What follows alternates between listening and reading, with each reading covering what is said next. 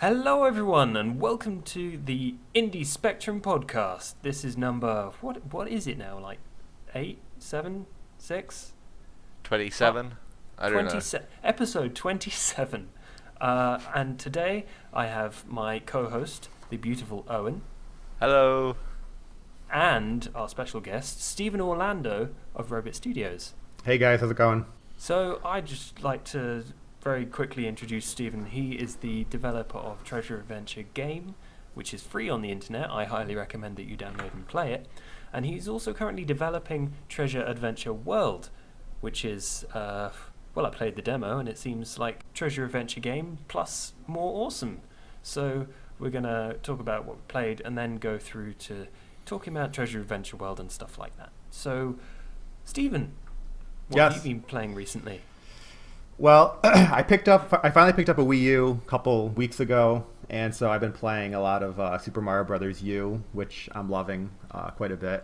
I've got this feeling from it when I started playing it of like playing, back when I was a kid playing Super Nintendo, which I haven't had in such a long time. So I've been loving that.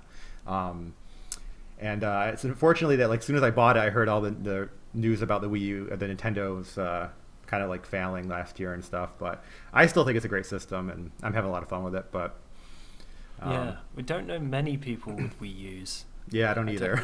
Owen, I don't know if you've got one. Did you say No, but I might have to get one purely for the basis of Super Smash Bros. Is coming on that soon. That's a good point. And I'm like, I can't miss that game. I love that game. Yeah, I think that might be a console seller. I don't know. It'd be nice if it picked up just so that, my investment won't be wasted in a year. But I think it's a great little system so far. I know it's got some flaws, but I'm liking it. So. Oh, good. Yeah. I just think it got really confused. People got really confused with the Wii and the Wii U. It was a silly name decision, I think. Mm-hmm. But also the problem was third-party support. Historically, Nintendo have never, gotten themselves decent third-party support for the last 3 consoles, and it's mind-boggling how they haven't tried to get people to make more games that people want to play. Yeah. Or I don't know if it's just our kind of gamer that wants to play the games that you get on Xbox and PS3 on Wii U. Yeah, they must have a reason for it, but it does seem a little arrogant. I don't know. But luckily they have some great games themselves. But yeah, I can see how that doesn't, appeal to everybody. So, to me it does. Yeah. I'm kind of I think I've bought every Nintendo system ever, and I always want to play whatever they've got. But I get why that isn't going to be something everyone's going to want to do. So it makes sense. But I pretty much bought every Nintendo console. I've played every Nintendo console, but I started with the Nintendo 64 because that was awesome. I started with the GameCube. It had the handle on the back and everything. It was awesome. Yeah. Metroid. Nice. That was probably my favourite game on that. Owen, what have you been playing the last week? I played. Well, sorry to say this, but I'd never heard of Treasure Adventure Game before this. No Josh had told me, so I went and played that. And I really enjoyed it. And I played the demo, which was awesome as well. There will be a video on my channel as well of that. We'll get into that later. I also played a game lately that was called I Saw Her Standing There, and I thought it was going to be kind of like a weird romantic game that I wasn't going to really enjoy, but it was 2 seconds long, so I went into it, and I found it really funny because she ends up turning into a zombie, and I was like, you end up falling in love with a zombie, which gets really confusing because you have to trap her in a cage. It's very strange. Oh, I played that game. That's so strange. I really like that one because you walk up to her and she turns green, doesn't she? She's just this little symbol on the square on the screen. Yeah, that's good. Apart from that, I haven't played much because I've been moving stuff from home and having people come into my flat and decide to arrest people. That was strange. That was a very strange moment. Oh yeah. But that has nothing to do with gaming, so we're not going into that. All right, fair enough. I'm intrigued though. You're gonna have to tell me that later. Yeah. I'll tell you that later. Yeah. What did you think of Treasure Adventure Game? Out of interest. I really liked it. I I just liked the whole feel of the game at the moment, and I just really enjoyed it. I don't know how to explain. I'm not very good at explaining things, if people know me. Well, I appreciate that, man. That's awesome to hear. I really do appreciate it. I really enjoyed just the feel, and I enjoyed both graphic kind of art styles. I like the change between the demo and the game. If that made any sense. All right, yeah, I get it. Definitely the art style is a massive change. Mm-hmm. So from pixel art to, I don't know what you would call it, it's kind of a cartoony, Mm-hmm. kind of bright colours and stuff. The change from pixel to the cartoons, how did you decide on that? Yeah, so I'm not really much of an artist. I did do all the pixel art. I mean, the pixel art from the original game is pretty much all mine. Although I will admit, like I borrowed heavily from a lot of like sources. A lot of like I kind of got like a lot of royalty free stuff, and I got some help here and there. But as I went, I kind of did more and more stuff on my own. But I hated doing it. I'm not an artist, and it was sort of like a thing where at the time I was so new at this whole thing that I didn't have any resources or ability to get an artist to help me. So I was like, I just got to do this on my own. So that's kind of what that pixel art came out of. It was just simply because it was easy enough for me to handle. But I mean, I think that if I had had the resources right from the start, the style would have been more like what you see in the new demo, because I think that's what I always saw in my head as being something like that.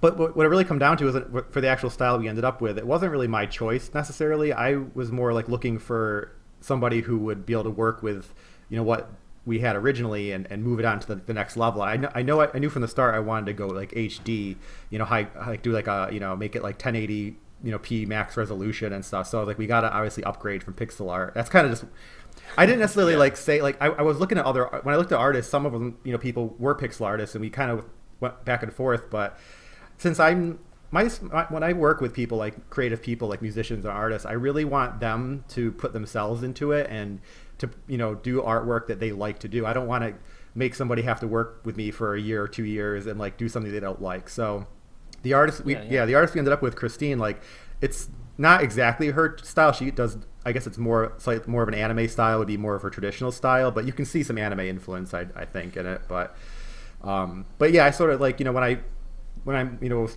chatting with her, she just sent me back some like example, like the model for like the kid, for example, the main character, like that's pretty much like one of the first things she sent me, and it hasn't changed much. We made a few tweaks, but so right from the start I'm like, okay, she gets what I'm looking for. And for the most part I don't do a lot of like, hey, go change this. She, I kind of like it that she can take what I had originally and go with any suggestions I have in between, and then come out with something that I like. So I really can't, it's like weird, like I can't really say how the art style became what it is, because you'd have to kind of interview her probably to get more information on that. But all I know is I liked what she was producing, and we have been working at it ever since. So it's been working out pretty good. So there was another mechanic that I wanted to talk to you about. It was the sailing mechanic. I like that a lot. It looks cool. How are you going to progress that? Are you going to progress that anyway? I mean, probably not too much. And honestly, that mechanic's probably going to remain pretty much the same. I'm trying to think if there's any like new upgrades or anything we have planned for it. I really don't think. I think at this point, the sailing mechanic's going to remain pretty similar. There are other things we're changing and updating. There are going to be a few new mechanics, but yeah, the sailing was something that early on in the development of Tag, I knew that I wanted to be able to have the player travel on the ocean. I was really like influenced by Wind Waker, obviously. But having like the boat sort of appear out of nowhere was just a game design choice, because I didn't want to have to because it didn't make sense. Like if you drop the boat off over here, and then with a 2D game, you don't have the option of like sailing around an island. So I was like, I have to have the boat come with you. And I thought one thing you could do is he has to carry it with him, right? So you have to like pick it up and bring it across. But just drag it. Yeah, just lift it up, throw it on your back or whatever. But then I was like, that changes a whole series of things, like because he uses his arms a lot for other things in the game. So I was like, let me just make it. And I don't know, like, I came up with a solution of it's like this new technology that kind of like Dragon Ball Z, right, where they can like put things in a capsule or whatever and take it with them. So it's sort of that idea, right? So I think there are plenty of games that use Yeah. that. It's kind of a cheat, but it makes sense because you don't want Yeah, to be you lugging don't around wanna a giant. Exactly. I think it was airships in Final Fantasy that became like really, really tiny or something. I can't remember that I don't one. know. Oh no, it was Tales of Symphonia. They were like flying machines, and there just happened to be a bag in which you could store these flying machines. Yep. It was Nice. Well, yeah, well, and I feel like if I ever do like a sequel or a prequel to the game, I'll probably do something similar. With it won't be a boat, but whatever. If I ever do a sequel, there'll be some sort of like transportation device, whether it's some sort of flying thing or underwater thing, and it'll be the same deal where you just take it with you and you pull it out when you need it. I kind of like that as like a running thing throughout the series, you know. Yeah. I was wondering if you were going to change much of the things like the story, the bosses, the that kind of general progression throughout the game, if that was going to be changed or just kind of tweaked. Yeah, more tweaked than changed. So yeah, what I realized that when I like go back and play through the original game, there's definitely a lot of like story beats that I missed. I mean, I'm not really, the story I told in Tag was really, again, kind of like just to get the job done, you know, for the game. But now that I can look back on it, I've realized that there's things I'd like to do differently. And mostly it involves, you know, kind of a better structure of the introducing characters and introducing the story. I feel like the original game has a lot of like story elements heavy up front, and it sort of forces you to read and go through this before you play. And I think that was sort of sloppy. So I'm going to get more right to the game and sort of like leave some of those story elements to be discovered throughout the gameplay. Maybe make some of them, like some of the backstory stuff, even sort of optional. I also want to yeah. Because I mean, when I go back, when I watch LPs of people playing Tag, I'm so embarrassed. Like the first video is like always 10 minutes of just the introduction, and it's like I realized, like, and I didn't think about it at the time of people like doing it Let's Plays with it, but that's not, you know, that's not a good Let's Play when you're just sitting there having somebody play 10 minutes of an intro. So I was like, I'm really gonna make the new game jump right into the action, and then some of that intro stuff, like the backstory stuff, will be introduced as it goes. And the other main thing is introducing some of the characters, like especially like the bad guys in the game, because I really don't do a good job of introducing who's the antagonist, the main antagonist, and it comes at the end of the game as opposed to like maybe where it should be somewhere towards the beginning or the middle of the game. So I'm going to try to do that better, introduce some of the characters better, and I am streamlining the story slightly, and I'm also going to have a couple different endings, so that depending on what you do, you'll be able to, you know, and again, the endings will be such that you can, if you get the bad ending, you'll be able to go back and fix the things you need to do to get the good ending, you know. But depending on how many of those mushrooms you eat, Yeah. you get there you go. different. You just no, go ahead. No, sorry. go ahead. I was going to ask you about the music. Are you going to change that at all?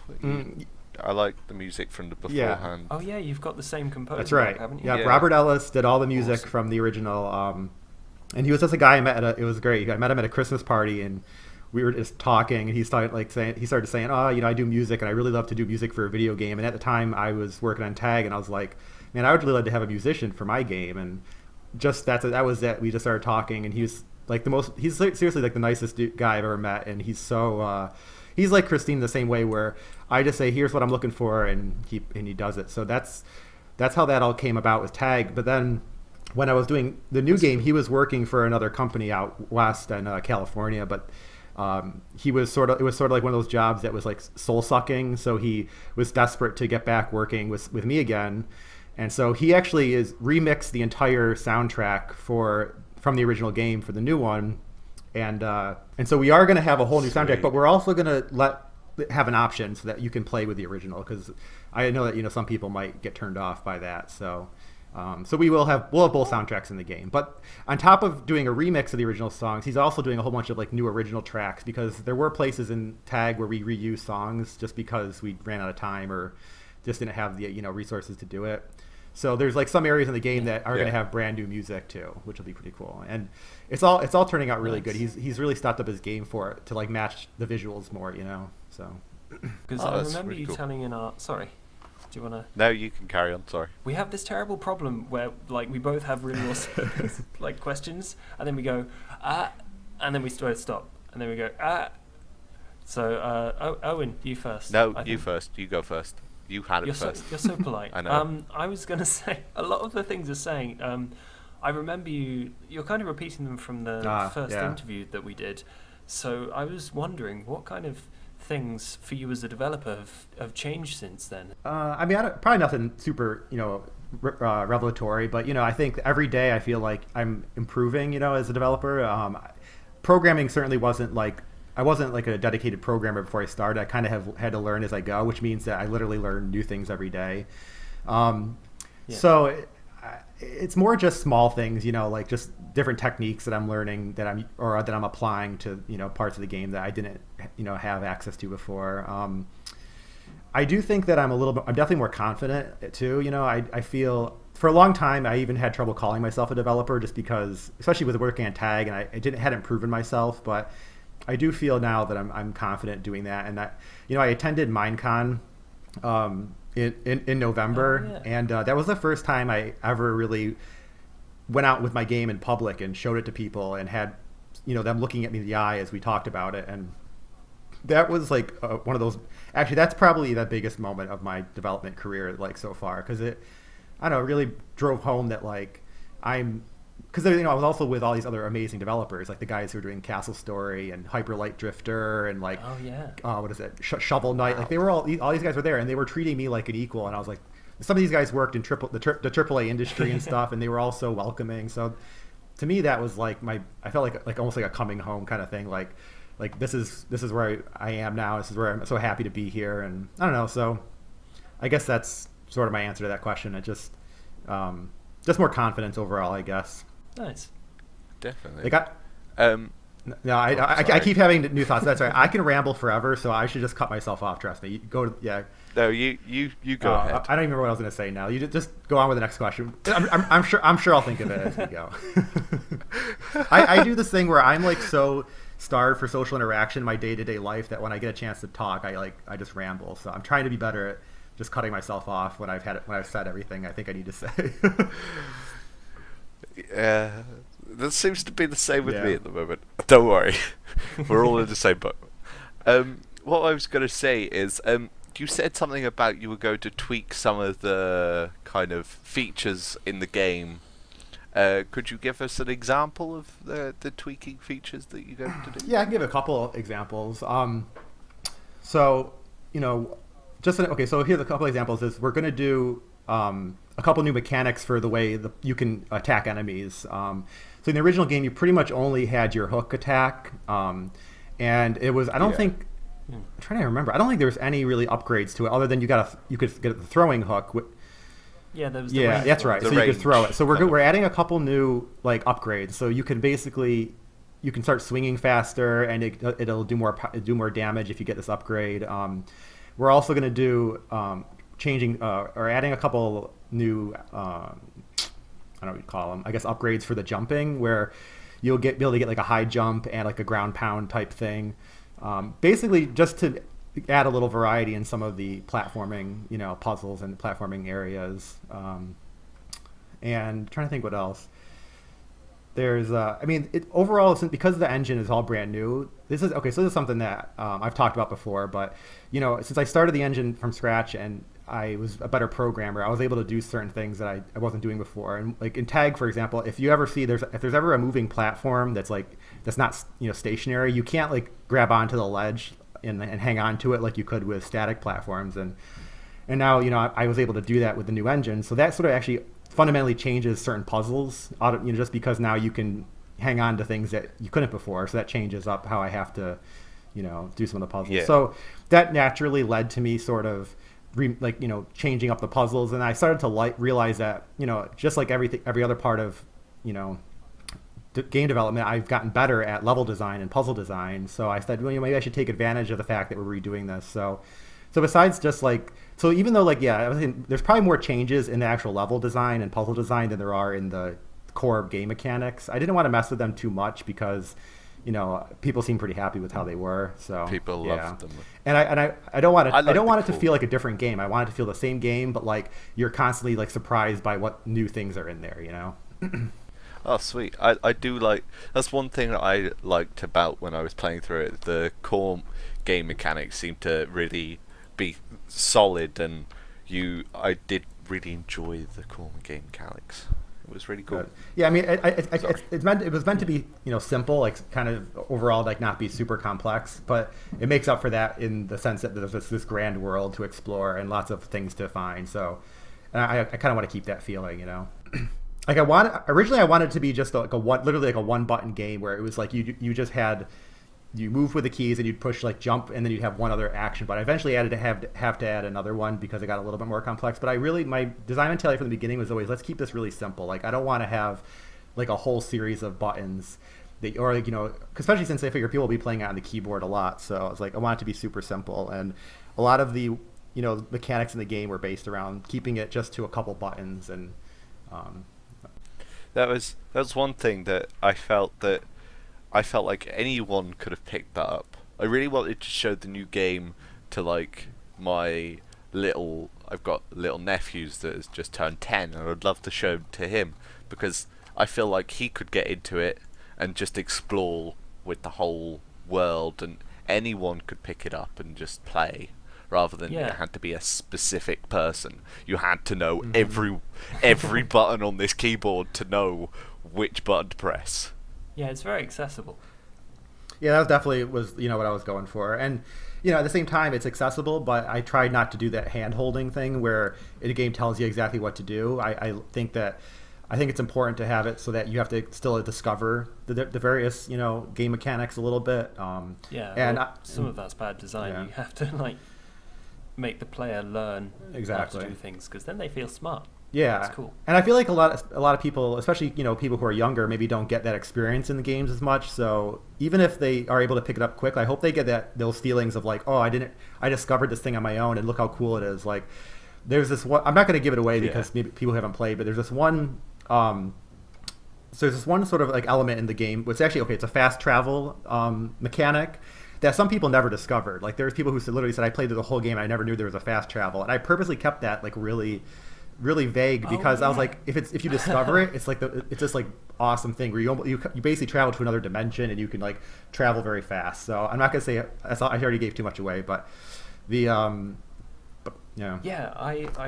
only found that out at the really and it's available almost from the beginning. Well, it's available about halfway through the game. You can get access to it, but I purposely kept that, and I think I love stuff like that when I'm playing a game. I mean, I know it can be frustrating at times too, but I think being frustrated, like I'll tell you guys how much I love Super Mario Brothers U, and it's because I've been frustrated. Like, my fiance said, like, I don't think I've ever seen you so frustrated playing a game, and I'm like, I know, but I love it. Like, this is what I need. Like this brings me back to when I was a kid and I threw controllers at the wall. I was like, I need that. So exactly. Fun rage times. Yeah, you just don't want to. You want to go. You do want to feel a sense of you go into a room and go, I don't know what I'm supposed to be doing here. For a bit, you're like, I'm trying to work this out. I feel like I can work it out, but at the moment, it's not going my way. And as long as you could keep that balance to a point where it doesn't get too frustrating, then I think that's the key, right? So. Yeah, that's definitely a good point. Yeah, you got to get that kind of sweet spot where Super Meat Boy and very few other that's games hard to are. do. That's definitely tough, but I feel like you've hit the nail on the head. Well, I appreciate that. It's nice, but yeah, I hope so. That's what I was going for. So, for me, I mean, I'm not like a connoisseur of SNES games. I wasn't old enough when that sort of thing came about, but it felt good because the game, or Treasure Adventure game at least, had a very strong connection to older games that I've gone back and specifically played because all the people in their in their 30s now have said, oh, play this game, it's awesome, like Chrono Trigger and all the old platformers, things like that. And I think it kind of evokes one of the retro feels because it's simple, and I think a lot of it comes through in the pixel art. I don't know whether that was like a specific design decision, but because the pixel art isn't there anymore, have you got any plans to kind of bring that retro feel like to the surface a bit more, or is it just going to be just try and nail it? Yeah, I mean, I think that the game is going to feel slightly less retro, just because it is smoother. I mean, when you move from pixel art to high def, like everything just moves smoother. You know, like there's so much more. Yeah. Like basically in between like pixels, you know, like there's more movement now. So yeah, so everything's a little smoother, Yeah. and so it probably will lose a little bit of that. But but what's going to remain retro is, like I said, the idea of we're not holding your hand, we're not telling you what to do. You're like just thrown into this world. It's like a playground kind of, like, right? So I think that part of it will remain. I guess you could call it retro, but everything else is sort of getting an upgrade, and it is because, you know, this is a game that I basically want to have be a commercial success. You know, it's like, I want to keep doing this for the rest of my life if I can do it. And I kind of did Tag as almost like a experiment to see if I could pull it off, and, you know, ultimately sort of as like a way to get myself to get some recognition,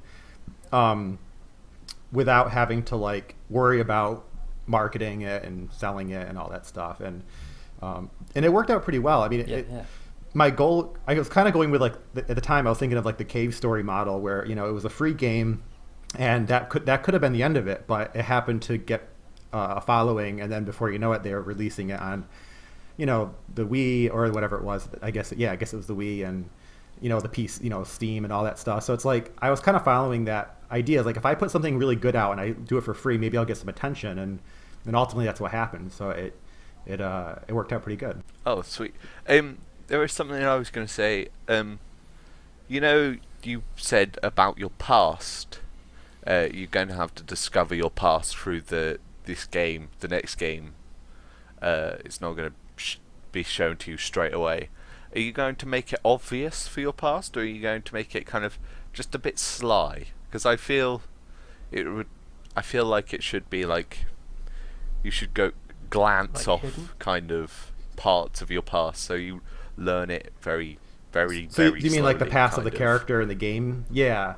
Yeah, it is. of the I've done it. character. I did it pretty subtly, I think. I mean, there is sort of a revelation at the very end of the game, but at the same time, like, I didn't want that to be the focus of the story. The focus of the story should be about the current adventure and what, you know, and all that. But I wanted to also have, I think, you know, adding that stuff in really adds a lot of depth. So, and there will be. I'm going to slightly change up how I want to do it, but for the most part, yeah, Okay. you're going to get some of that backstory throughout the game. And there's a couple places in the game where you are almost like optional, where you get some sort of like vague idea of what happened in your past, but it does ultimately get revealed at the end. But the other thing is that I'm going to change up is that there will be different, depending on okay, so people who played the original game, they know the spoiler. All I'm going to say is that the new game may be different. There may be a different ending, so it's not going to be it's not going to be completely different, but the way you know it might not be the way this story plays out. And it's either going to be that, or there'll be multiple versions of what can happen depending on how you play it. So, but yeah. Yeah. It's a sneaky story stuff. Nice. Could you give us an example of like any of the new puzzles? Because you said you've got more because you can jump and grab onto stuff. I'll say this. So, actually, the first boss that you fight in the game is like this big kind of like rock golem thing, where you have to essentially like jump up onto his. He's kind of like got like disconnected, you know, arms that are big rocks. Yeah. Well, the new one will be. like It's that going to be one, quite I gotta different. say. It's going to be the same boss design, but the what do you call it? The arena is going to be different, and obviously, like I said, now that you can actually grab onto moving objects, you'll be able to, you know, hang onto the side of his arm and various other things. So it definitely will change up how that boss fight plays out. And my idea is to actually have the ground of the whole room kind of like filled with sand that will eventually get like sort of like knocked down as the battle goes. So, because that boss has like these giant like rock hands with spikes at the bottom, and so as he pounds the ground, it'll like kind of like it'll break the ground below you, and so it'll be like, so actually it could be in a way be tougher, but I'm trying to make up for the fact that now you have more ability to like scale him than you did before. So and all the bosses are pretty much getting some sort of a rework so that you can't defeat them exactly the same way you did in the past. But their ultimate, like their actual design and everything is going to remain pretty much the same, I think. So I'm glad to hear that the bosses have changed quite a bit because I've played through the older game now.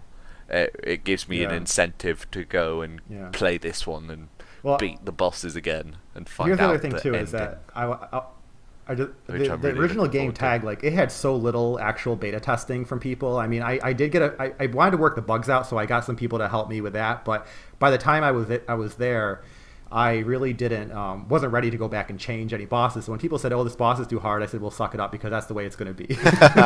Because I was sick of working on it at the time, and I was like, and I'd been working for so long, and I was ready for it to be out there. You so were I was like, 90%, were you? yeah, exactly. Yeah. But now with the new one, I'm taking a different, partially because I'm confident again. I'm confident to show it to people and get feedback. So I'm making sure each boss is going to be better balanced.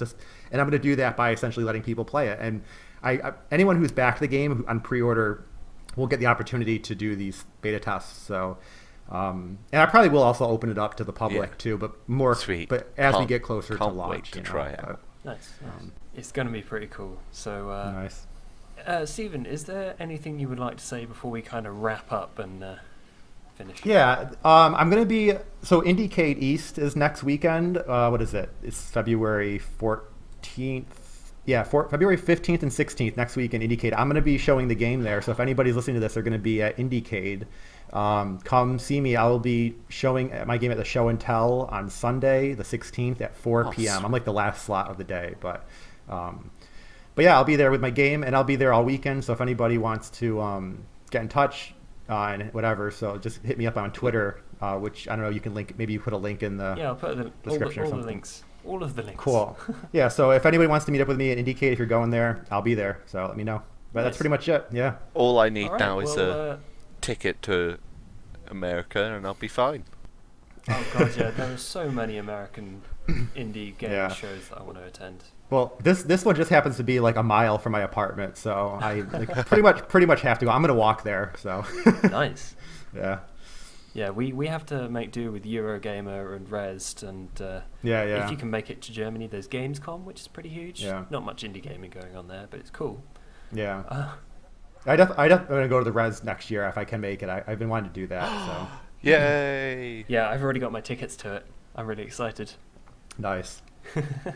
I'm all So am pressed I. and stuff. I'm all. They gave them to me for free. Nice. That's. I'm I all probably good. shouldn't do that. That's a horrible thing to do.